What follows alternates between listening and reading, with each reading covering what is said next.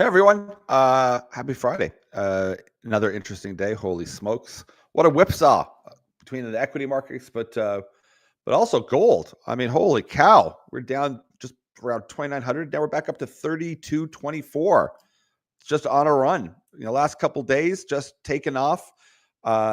Pretty exciting to see. I mean, people were kind of getting a little panicked, like, oh my God, why is gold down? I don't know. Like even with all the crazy chaos out there, it's hard. Like, there's lots of ideas as to why maybe it went down.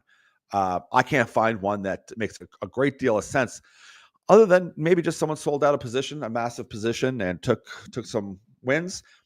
Who knows? But it's back off and running. And once again, whether or not you like tariffs or you hate tariffs, or you like the Mar-a-Lago Accord and you think it's going to do well, or you hate it, or you're for modern monetary theory and money printing or not, gold is going to be doing well for the next while. We're all well aware of the level of debts, not just the U.S. U.S. has got staggering levels, but Canada itself, I mean, it printed a ton of money.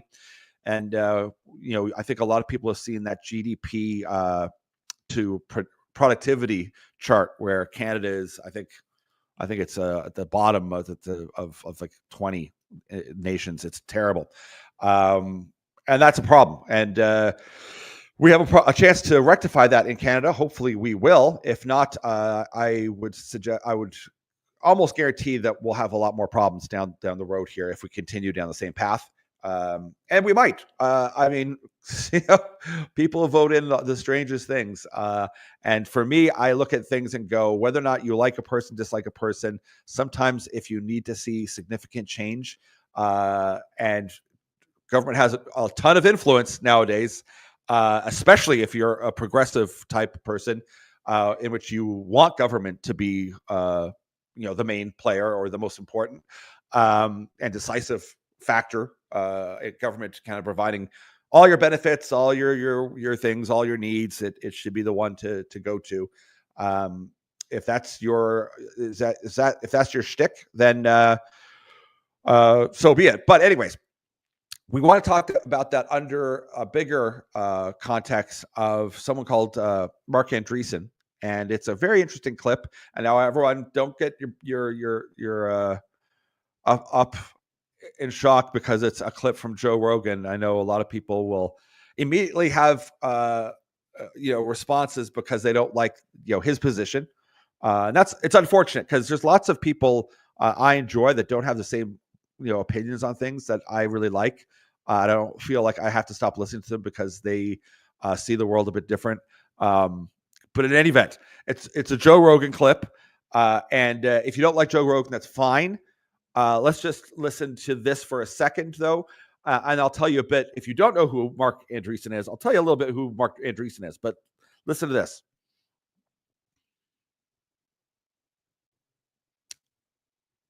Where they were taking us through their plans, and it was like, what kind of? Can you talk about it? Basically, just full government control, like this sort of thing. There will be a small number of large companies that will be completely regulated, controlled by the government. They told us. They just said, don't even start startups. Like, don't even bother. Like, there's just no way. There's no way that they can succeed. There's no way that we're going to permit that to happen.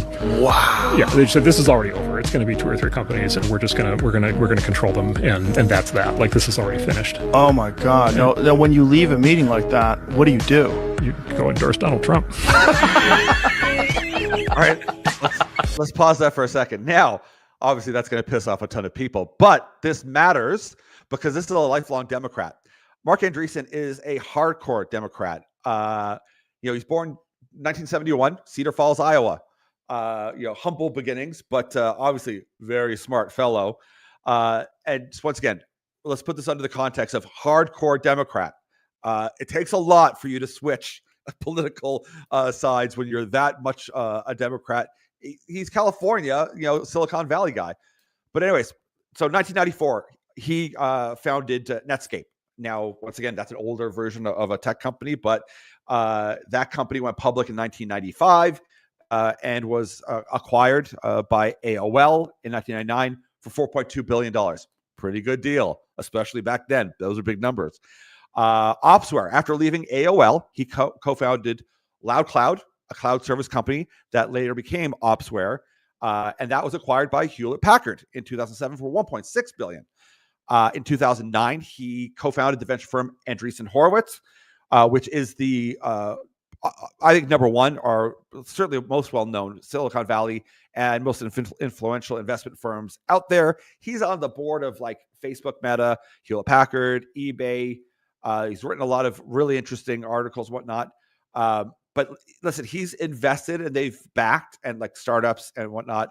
Facebook, Twitter, LinkedIn, Pinterest, Reddit, GitHub, Databricks, Lyft, Airbnb, Instacart, Oculus VR, OpenAI, XAI. So pretty much every single major you could think of, they have been key in. In April 2025, Andreessen Horowitz raised $20 billion for a growth stage artificial intelligence investment U.S. company focused on AI. I also, they're not involved in NVIDIA, but they're very supportive of NVIDIA. I also looked to see, because I was curious, they're not involved with Palantir, but they are extremely excited about Anduril. We talk about Anduril quite a bit. I think there's a possibility that that company might go public this year. That would be pretty fascinating. Reach out to me or send me an email if you want to know more about that. But this matters because this is going to put a little bit of context. And once again, depending on how you see the world and if you think the government should run everything, that to have that meeting where you're that powerful, as Mark Andreessen is, you're invited to the White House, and the Biden team, like he's saying, tells them, there's no point in having any startups right now. We're not going to allow it. We're only have a few key companies moving forward, and that's it. And it'll be government run, sponsored, and we're going to work together. You're obviously involved, so he would have been a recipient of the win because he's being included in that. But it backfired because they expected him to be okay with that plan, and he certainly was not okay with that plan. Now, once again, this is a person who has consistently given a large amount of money right at the beginning to John Kerry, Al Gore, Bill Clinton, Barack Obama, Hillary Clinton, you name it. He's been a huge supporter. So all of a sudden, they did a right about face in 2024 and supported both him and Ben Horowitz, their partner, back Trump. Now that, to a lot of people, that's a big warning sign. Like if that size of person changes teams, that tells you that maybe your party isn't what you think it is. And that's the same thing for Canada. Like you might think that being a liberal means something that it isn't anymore. And people have to really pay attention to what they're asking for. And I kind of say that, although I try to be careful, because we're running into the same kind of world and it's politics type of thing. But if you expect in the Canadian election to elect a person that has the same exact platform as the Liberal Party for the last 9 years to do anything different, or for the economy to respond any different, I don't care how much elbows up you have or how hopeful you are, nothing will change. So Canada has a chance here to wake up as well, just like Andreessen did. And I'm sure, I can't be speculative whether or not it's, hey, I think Trump is the best and the brightest or this. It's that he recognized that there was a direct need for competition, for innovation, that there would be, that people need to feel like they can make a huge contribution. Anything that's government run, it doesn't work. It just doesn't. You put government caps on innovation, government caps on energy production, government caps on this, on that. It doesn't work. And this is, I mean, if you follow the WF and you follow a lot of these progressive ideas, they have a vision of the future that is, I think, a lot more polarizing than a lot of people think. They don't realize what they're willing to go along with. Now, I'm not saying, that the whole answer is what we have today with the chaos. But once again, for someone like myself, when you're looking at the economy, you're looking at finance, or you're just looking at ideas, is any organization that tells you not to look into things for yourself, to not question things, to not be critical, if they just say trust the science or trust this expert, trust that, that's the fastest sign to not trust. You should be engaged. You should want to make decisions for yourself, and you should want some responsibility for that. And because you take on that risk and responsibility, also be rewarded.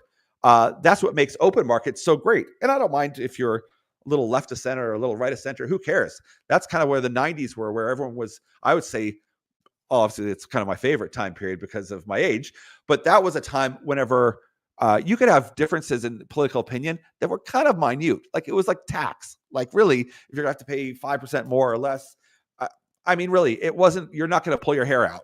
It wasn't foundational ideological changes. Whereas we face today is that would you rather focus on what has built civilization, all those tenets and foundations and pillars, or do you want to create some sort of government utopia in which they decide for you because they have your best interest at heart? I don't think any government has my best interest at heart. I don't think any public company has my best interest at heart. But I think some are better at doing things than others. And once again, I agree with everything that Mark Andreessen says. I mean, I certainly wouldn't have agreed with a lot of his previous ideology and politics. But a lot of people are starting to recognize, too, that the current Trump platform is basically Bill Clinton. It's not that different. That's how far we've moved in the optics of politics. We've moved so far left, so astoundingly far left, that people don't recognize that a lot of the same things Obama ran on and Clinton ran on are the same things that Trump is saying, yet getting torn apart for. In any event, interesting, once again, where we're trying to focus mostly on how that affects the economy, how it affects finance. And there's lots to pick apart with the Mar-a-Lago Accord, with tariffs, and it's something you have to really, really get excited and knowledgeable about. Most of it is noise, but at the end of the day, we need to see something change and something fix. The gold market is telling us that the debt issue is still there. U.S. currency is an issue. Trump has said the U.S. dollar is still going to be dominant. Don't care if you're trying to do BRICS or not. It's going to be on his mind that is key and critical. And that's a good framework to kind of look at where you're going to place your investments. Is they see themselves as being in a space to rebuild manufacturing, to rebuild all sorts of things. And once again, we touched on it the other day. I don't think that rebuilding, not to be a damper on anyone who is more on the right thinking, we're going to bring back all these manufacturing jobs. There'll be some, but I'm pretty sure it's going to be mostly robotics. And it'll be kind of like this Oculus idea. If you want to find how Tesla is doing things and building cars, it's going to be robots building robots, sourcing metals to build robots to build items that we want. And that, once again, might be dystopian for a lot of people, because what are a lot of people going to do for work? I see that being very likely, that the bringing home of a lot of manufacturing, and I'm not talking about, knitting clothes together, but high-tech jobs where robots will put things together. It costs a lot, but that could be onshored with ease. You don't have to pay a ton of people to work in a sweatshop. That future is ending. That past is ending. That narrative is ending. The future is clearly going towards robotics in a very, very fast pace, and AI is helping that. But along with that, that doesn't change the narrative. And even with the drill, baby drill, and energy and this and all that, none of that changes the critical metal story at all. In fact, it means more. If you're going to build all these robots, that's more than the cars that you're going to need metals for. That's a lot of robots. I mean, we've seen some staggering numbers of what robots Elon Musk thinks that they might make just themselves. And there's like 4 or 5. Like there's Boston Dynamics has a very cool robot. There's a bunch of Chinese firms with very cool robots. I think some people have seen that crazy looking dog robot that's a little horrifying as well. That's for a military purpose. But that's not just that it's coming. That's coming in a very, very fast way. And once again, that's a lot of metal. It's a battery that requires, a lot of battery metals, lithium and whatnot, phosphate or phosphoric acid, all of these critical metals that we know of. That is still coming. Whether or not you like the Tesla story or the electric car story, and you think, oh, we don't need that. just say, okay, well, you can replace that with robotics, and we still need a ton. Never mind the fact that you need to rebuild a lot of the infrastructure in the U.S., especially if you even think that you're going to start building all this capacity, or even just take a look at the capacity that Biden wanted to build out. That's a ton. We talked about on Wednesday, if you wanted to build out the nuclear power that both sides of the aisle agree upon, that we see all the big tech billionaires focusing on building it. That's a ton of nuclear projects. It's also a ton of uranium that you have to front end load on these small modular reactors. So a lot's happening. The markets are responding with a lot of craziness. But I wanted to show that clip. And once again, it isn't to. I'm not trying to push people one way or the other. I just think it's when you have, and you might say, listen, Mark Andreessen is just like Elon Musk and he's being opportunistic. Yeah, maybe. I mean, I don't put it past them. I'm not here to defend someone's character. They're billionaires for a reason. You don't get there by being, soft and cuddly and nice. Could it be that? Yeah. Could he just said, hey, listen, my self-interest, I don't like the direction that they're planning on going on the left right now. But Trump said that he's going to open up AI and we're really going to go for it. And it could be in 4 years that the Democratic Party smartens up and they put a candidate that's pro-business that is more kind of like a Bill Clinton, and they'll win. And then he might flop back over there because once again, you have to remember both Andreessen, Horowitz, Elon Musk, they're all Democrats. They just are. So if you are also thinking that you're something different now. If you're going along with what's kind of being put forward there as the left right now, it isn't the same as it was in the 90s or the 2000s, and that's what people have to come to terms with.